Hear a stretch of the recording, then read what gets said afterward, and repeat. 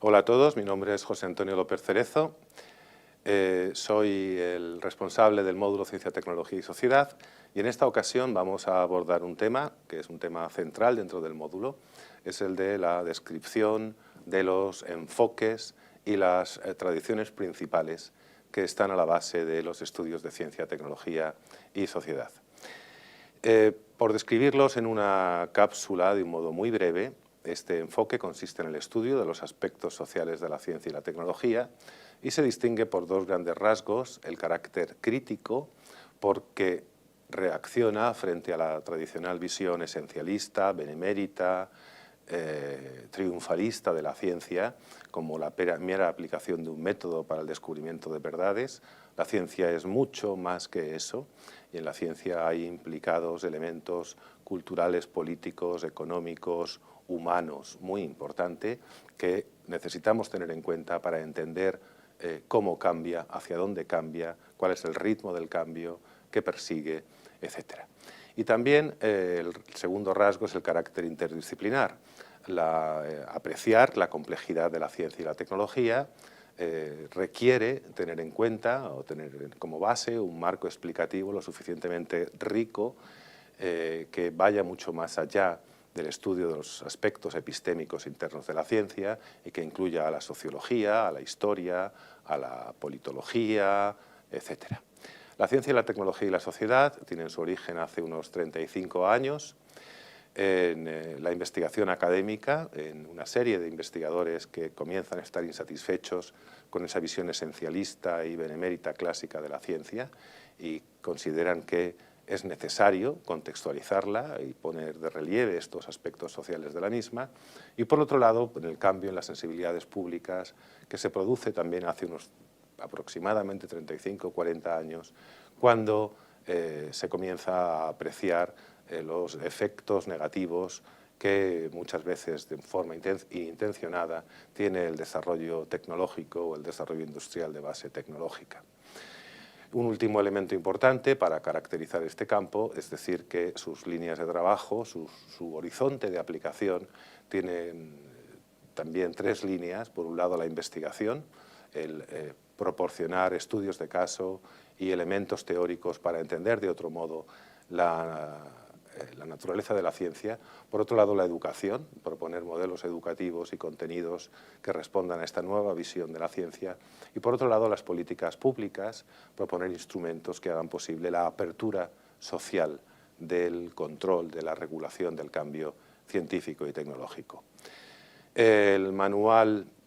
de referencia clásico es este manual que pueden ver, el Handbook of Science and Technology Studies, que vaya por su cuarta edición, que ha aparecido este mismo año, editado por Ulrich Feld y otros.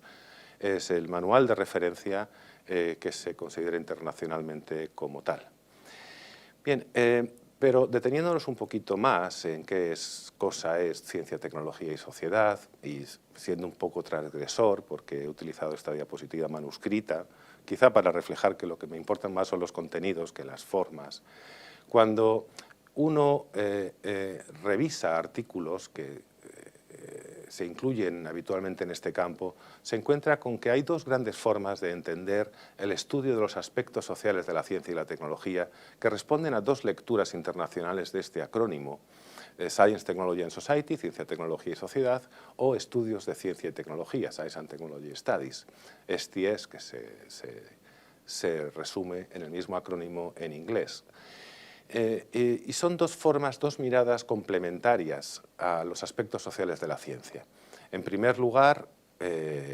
la mirada a los antecedentes, cuando los aspectos sociales de la ciencia los entendemos como la influencia de la sociedad sobre la ciencia y la tecnología. Aquí se inserta la que se conoce como tradición europea o tradición de origen europeo en el estudio de los aspectos sociales de la ciencia, y complementariamente la tradición americana, que es la mirada a los aspectos sociales como consecuentes, sociales y naturales. Esta tradición americana tiene una historia más institucional y la tradición europea tiene una historia más intelectual. La tradición de origen europeo se gesta en las universidades, la gestan los académicos, y la tradición de origen americano o norteamericano es una historia que se gesta más bien en la calle, en las asociaciones de vecinos, en las comunidades, en las organizaciones ecologistas, etcétera, pero que son complementarias y acaban confluyendo finalmente ya en los años 90 en la geografía de los enfoques ciencia, tecnología y sociedad. De hecho, si tuviéramos que señalar dos libros en el origen de estas dos tradiciones, el primer libro es La estructura de las revoluciones científicas, del físico e historiador norteamericano Thomas Kuhn, es el libro que está a la base de la tradición de origen europeo, y el segundo libro es el libro Silent Spring, la primavera silenciosa, de la bióloga norteamericana Rachel Carson, que, como muchos consideran, es el origen del movimiento ecologista. Estas dos tradiciones han recibido también las etiquetas irónicas de alta y de baja iglesia, porque la tradición de origen europeo es una tradición que se centra en los antecedentes sociales, que se centra más en la ciencia que en la tecnología, es más académica que descriptiva, tiene como base o como marco las ciencias sociales, tiene un horizonte más académico, mientras que la tradición de origen norteamericano, la conocida también como baja iglesia, es la versión del fraile frente al monje, es una tradición que se centra más en las consecuencias sociales, en la tecnología, es más práctica y valorativa, tiene como marco de reflexión las humanidades y tiene un horizonte más práctico, más centrado en la política o los cambios educativos. Cada una de estas tradiciones, aunque hoy día ya han confluido y señalan una geografía amplia, diversa, pero compartida, en su origen tenían también dos asociaciones, dos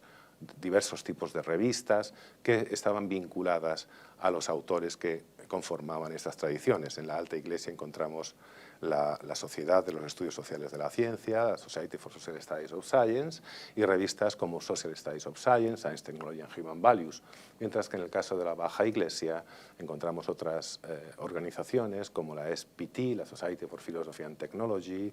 la NASTS, la National Association of Science, Technology and Society, y otras revistas como Technology and Society, In Society, etc. Bien, centrándonos ahora en la tradición de origen europeo y sin describir cada uno de los detalles, es una tradición que reacciona frente a la visión clásica de la ciencia que se gesta en los años 20 y 30 dentro de lo que se ha conocido como empirismo lógico, asociado al Círculo de Viena y con autores destacados como Rudolf Carnap, Karl Hempel, Moritz Schlick y otros. Esta tradición es una tradición que veía a la ciencia como la aplicación de un método para alcanzar verdades. Es mucho más complejo que eso, obviamente, pero resumiendo el punto de vista clásico, entendían la ciencia como saber metódico, como cierta clase de saber generado por la aplicación del método experimental o método científico, y los filósofos y científicos que formaban parte de este primer movimiento trataban de entender los detalles de ese método desde un punto de vista puramente internalista, puramente epistémico. Era una tradición anclada en la filosofía, con la participación de muchos científicos, que se complementaba con la visión sociológica clásica y la historiografía clásica, que describían, por el caso de la sociología, los aspectos organizativos, y en el caso de la historiografía simplemente contaban, narraban la historia triunfal de la ciencia. Las primeras críticas a esta visión esencialista, triunfalista, clásica de la ciencia llegan en los años 50 y 60, pero la verdadera alternativa,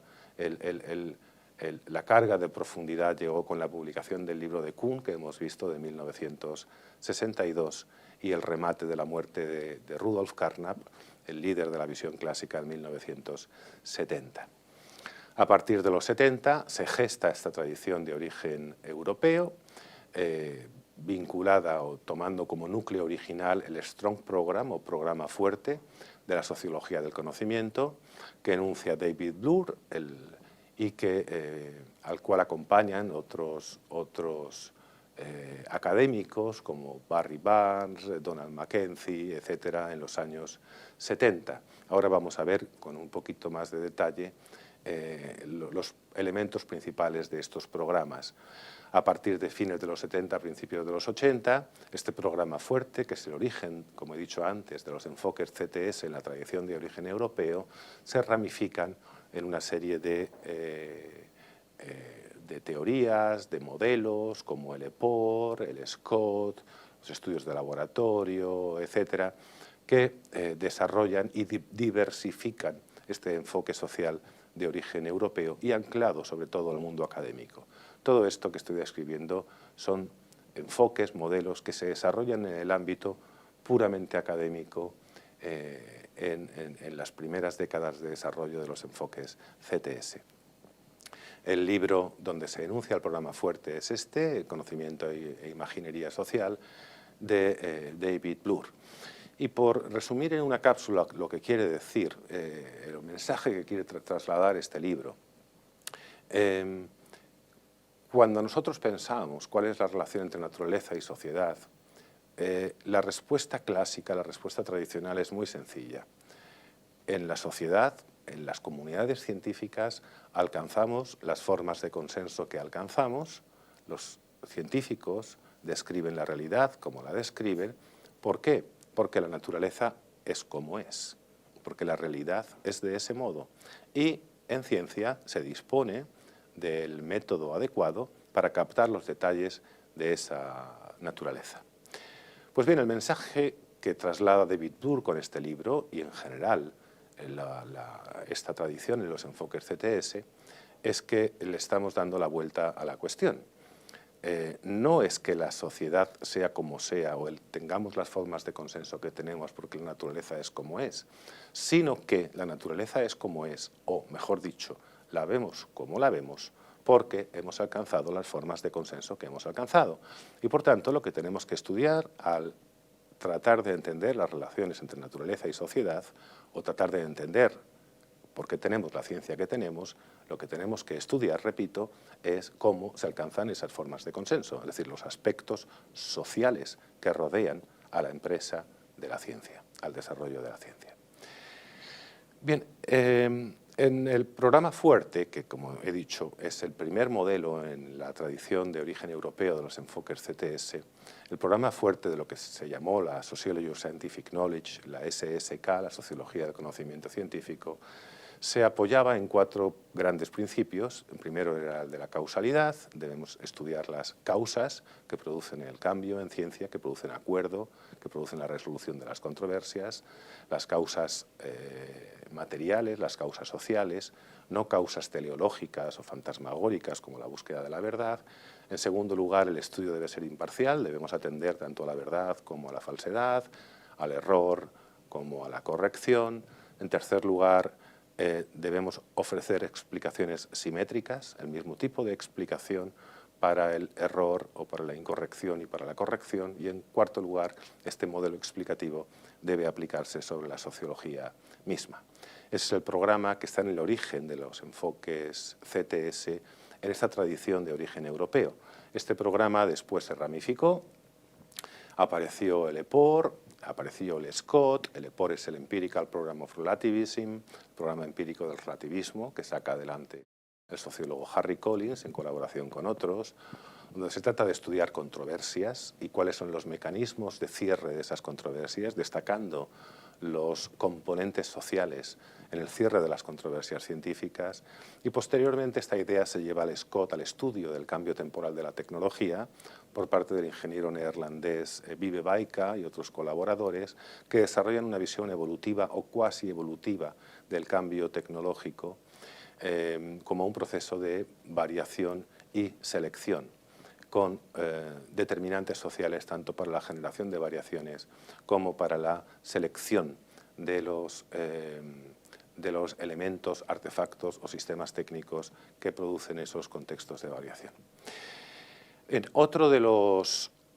enfoques es el de los estudios de laboratorio, que son enfoques muy microsociales, muy basados en el estudio de los laboratorios o las pequeñas comunidades de investigadores,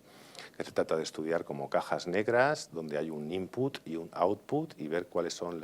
el input son, por ejemplo, los materiales de laboratorio, la electricidad, las pizzas que consumen, los artículos que leen, y el output son artículos que producen en el laboratorio y que pasan a formar parte del circuito internacional. ¿Qué es lo que transforma el input en un output desde el punto de vista social? Las interacciones en el laboratorio entre agentes y con los artefactos y los sistemas es lo que se estudia en los estudios de laboratorio. Y en siguiente lugar podemos también destacar la teoría del actor red, que trata de dar un paso adelante rescatando la importancia que tiene la naturaleza, que tienen los elementos que estamos estudiando en ciencia y no solamente los actores sociales, y por ello dan un salto diciendo que debemos tratar en cuanto a la agencia, en cuanto a la capacidad de influencia en el cambio de las ideas científicas, con simetría a los elementos materiales que estudiamos y los actores sociales que estudian esos elementos materiales. Es una visión un tanto más compleja, pero también más justa, porque el protagonismo en el cambio de las ideas científicas ya no solamente recae, como en enfoques anteriores, únicamente en los agentes humanos, sino también en lo que están estudiando los agentes humanos. Hay diversos recursos que se utilizan en estos enfoques, como el de la traducción, el de la heterogeneidad de los mundos de actores, que son fáciles de documentar en la literatura. En cuanto a la tradición de origen americano, es una tradición menos centrada en las ciencias sociales y más centrada en la filosofía, en las ciencias de la educación, en la ética, que se centran en estudiar cuestiones éticas, cuestiones relativas a la autonomía de la tecnología, cuestiones políticas, religiosas o sociales relacionadas con el impacto del desarrollo científico y tecnológico en el mundo social y el mundo natural. Si tuviéramos que buscar un mínimo común a ambas tradiciones, podríamos decir que, en primer lugar, rechazan la imagen clásica de la ciencia, rechazan la imagen clásica de la tecnología y critican la tecnocracia. En investigación tratan de promover una visión crítica y no esencialista. En educación tratan de establecer un puente entre culturas donde esté presente los elementos humanos y éticos en la enseñanza de las ciencias y las ingenierías, y donde en la enseñanza de las humanidades y en las artes estén presentes también los aspectos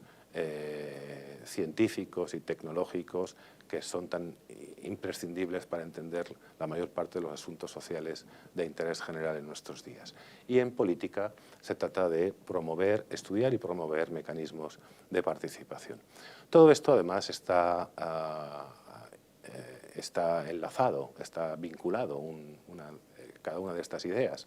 Y lo ha expresado muy bien Carl Mitcham, un autor norteamericano que sigue vivo y además muy activo, en lo que él llamó el silogismo CTS. El silogismo CTS tiene 3 premisas y una conclusión. La primera premisa resume la principal conclusión de la tradición de origen europeo, la que estudiaba, si recuerdan, la influencia de la sociedad sobre el cambio científico y tecnológico. Esta premisa dice: la innovación y el desarrollo científico-tecnológico es un producto social resultante de una gran diversidad de factores, no solamente técnicos y cognitivos, también culturales, políticos y económicos. La presencia de la incertidumbre y valores externos hace posible el escrutinio social de la ciencia y la tecnología, que nos interesemos por qué ciencia y tecnología se hace y hacia dónde va. En segundo lugar, y esta premisa resume el punto de llegada de la tradición americana, la política científico-tecnológica es un factor determinante principal que contribuye a modelar nuestras formas de vida y nuestras estructuras políticas, constituye por tanto un asunto público de primera magnitud. Es decir, la sociedad está presente como antecedente en la primera premisa y como consecuente en la segunda premisa. Si además de esto reconocemos compartir un compromiso democrático, entonces la conclusión es el horizonte de acción de los enfoques CTS. Deberíamos promover la evaluación y regulación social del cambio científico y tecnológico, lo cual significa proveer bases educativas para una participación pública e informada y también crear mecanismos institucionales para hacer posible esa participación. Este silogismo creo que resume bien el espíritu y también las líneas de trabajo que configuran la geografía actual de los enfoques CTS. Muchas gracias por la atención. Les dejo entonces con el silogismo.